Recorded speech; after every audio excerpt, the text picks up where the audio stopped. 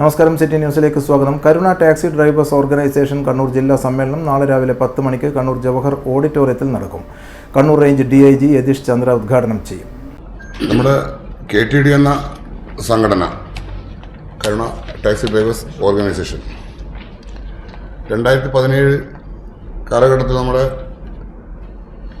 Taxi ഡ്രൈവർമാരിൽ രൂപം കൊണ്ടൊരു സംഘടനയാണ് കരുണ ടാക്സി ഡ്രൈവേഴ്സ് ഓർഗനൈസേഷൻ.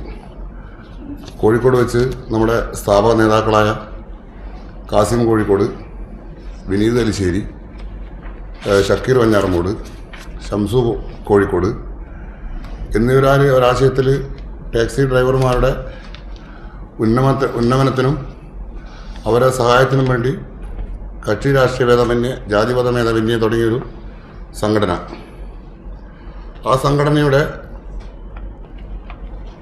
6ാമത് ജില്ലാ സമ്മേളനം, കണ്ണൂർ ജില്ലാ സമ്മേളനം നാളെ 22-ാം തീയതി യോഗശാല റോഡിൽ ജവഹർ ഓഡിറ്റോറിയത്തിൽ നടക്കുകയാണ്.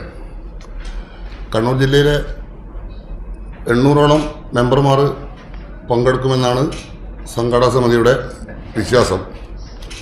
അപ്പോൾ ആ ഒരു സമ്മേളനം ഉദ്ഘാടനം ചെയ്യുന്നത് നമ്മുടെ